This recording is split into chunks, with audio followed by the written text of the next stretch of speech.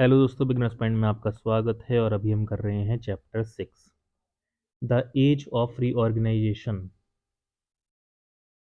Bye continuous living tradition and a vital power of रीजुवेनेसेंस।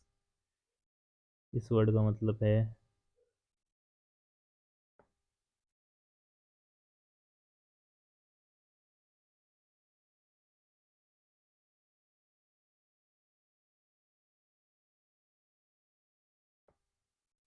कायाकल्प करना। This land has रीएडजस्टेड, दोबारा adjust होना, itself through unnumbered transformations. Jagdish Chandra Bose 1917। A glimpse of the art from the age of reorganization.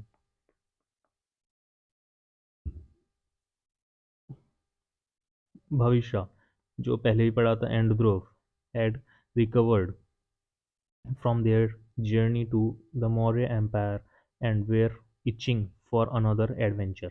They decided to use Itihas again and landed in a new historical period. They came across a collection of art pieces, each one quite different from the other.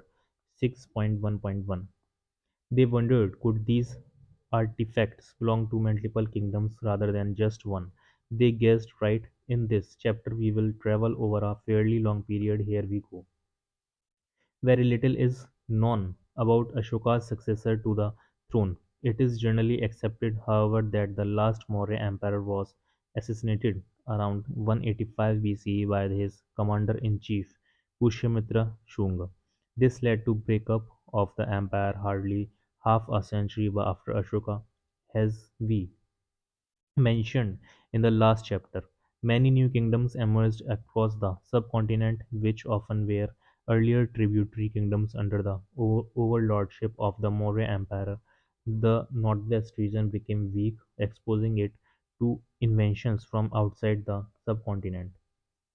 This period is also known as the Age of Reorganization by some scholars, as the existing regions were being reorganized into new kingdoms that were consistently competing to become powerful. The map of India changed significantly in that age, as did people's lives.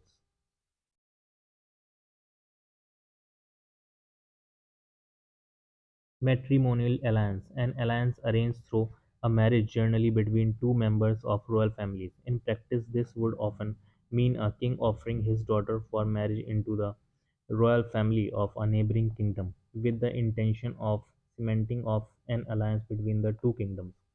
The new kingdoms now competed for territorial control. Peaceful methods like matrimonial alliance between neighboring kingdoms or the use of force in warfare were means of gaining control. Remember that there was constant wrestling for control over areas along the borders, as gaining control over them was important to keep the kingdom safe from attacks. Together with those political events, there was a burst in the development of art, architecture, and literature and enriching cultural exchanges. We will get a peek into this in the following sections. Prominent dynasties of the subcontinent. Dynasties from within subcontinent: Shungas, Chedis, Satavahans, Chola, Chera, Pandya. Dynasty from outside subcontinent: Indo-Greek, Shaks, or Kushang. Surge of the Shungs. Pushyamitra Shunga founded the Shunga dynasty, which ruled over parts of north and central India. He performed the Ashwamedha Yajna, a Vedic ritual to establish himself as a most powerful ruler. Although his empire was smaller than the previous empire, Maurya Empire. Compare their two maps. He kept it safe from potential invaders and maintained friendly relations with the Greeks after some initial military campaign against them. But again, the empire did not last long after him. A century later, it was gone. The period witnessed the revival of Vedic rituals and practices, but other schools of thought nevertheless continued to flourish.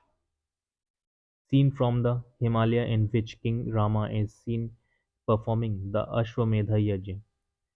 19th century painting, National Museum. The Ashwamedha Yajna was a Vedic ritual conducted by many rulers to declare their position as the king.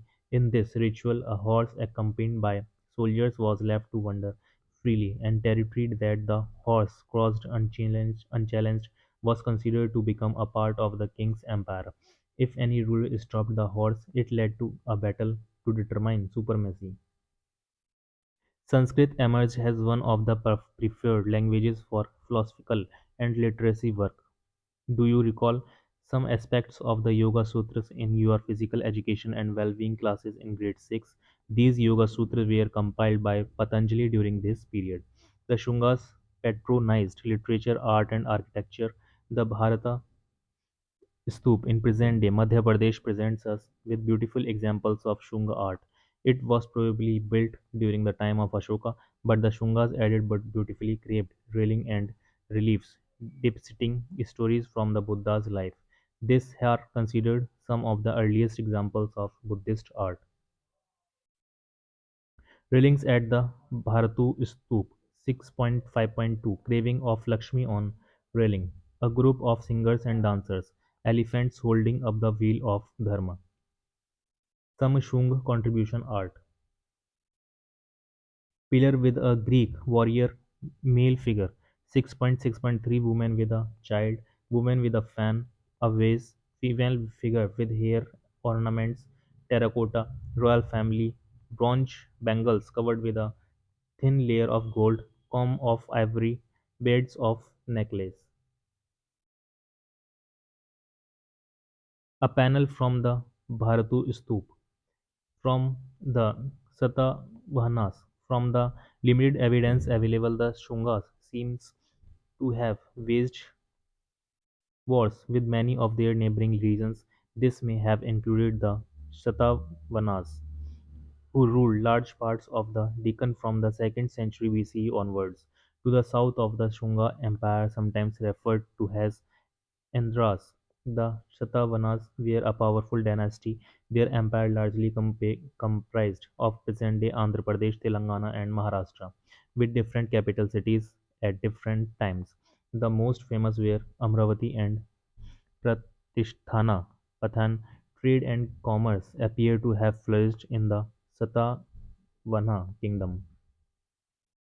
Coins issued by Satavahana rulers have been found in various regions of India from Gujarat to Andhra Pradesh, India's western and eastern coast. Indeed, many coins depict ships, suggesting that maritime trade was an important part of economic life. The type of ship depicted on the coin above suggested advanced shipbuilding and navigation technologies. A Satavahana coin bearing the image of a seafaring ship with two masts. Notice how the masts of the ship are prominently depicted with intersecting lines, possibly representing sails. The wavy lines below represent oceanic waters. Agriculture flourished in the Krishna Godavari river system, which provided an economic stability to the kingdom. The Shatavahanas had active trade network that reached as far as the Roman Empire and included an exchange of goods like textiles, sandalwood, and luxury items like gold, pearls, ivory, etc. Imports included glass and perfume ornaments. Tolls and taxes on trade added revenue to the kingdom. Economic prosperity and relatively peaceful political period facilitated the development of literature, art, and culture, to which the Satavahanas made significant contributions. The Naneghat Caves near Pune, located close to a major trade route, were used for collection of tolls and taxes and as resting place for traders. Life under the Satavahanas. Coins of Satavahanas with an inscription in Brahmi script King Lord Satakarni, son of Gautami. In the Satavahana tradition, princes were often named after their mothers, thus Gautami Putra. Satakarni was named after his mother, Gautami Balashri. She was a powerful queen who donated land to Buddhist monks and had an important inscription carved in Nasik showing her influence in the kingdom. Another set of inscriptions found in the Naneghat caves near Pune, figure 5.6.9, focus on Satavahana widow queen, who remarkably performed several Vedic rituals, including the Ashwamedha Yajna. The inscriptions mention Vedic gods like Indra, Chandra, and Surya. We also get a glimpse of the queen's donations, dana, land, cows, horse, elephants, silver coins, and other items to presides, guests, workers, scholars, and monks. These inscriptions are in the Brahmi script and include a few numerals, that is, symbols for numbers which at times resemble today's shapes as shown below. This is one of the many evidence showing that modern numerals ultimately originate in India. एक ये हो जाएगा, दूसरा ये हो जाएगा, चौथा ये, सिक्स, सेवंथ, नाइन्थ और tenth. The Satavahanas were devout followers of Vasudeva, another name for Krishna, although they also patronized other schools of thought which flourished during their rules. For instance, Satavahana kings often granted tax-free agricultural land to Vedic scholars, Jainas, and Buddhist monks, helping them to pursue their studies and practices.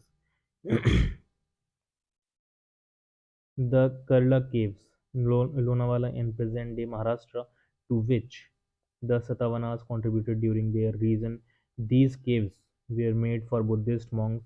Notice the magnificent pillars and the stone replica of the stupa in the center, all of it carved out of a rocky hillside. Yashak Yaksha, a minor deity associated with nature from the Pitalkora caves, Maharashtra, caved in Satavahana period.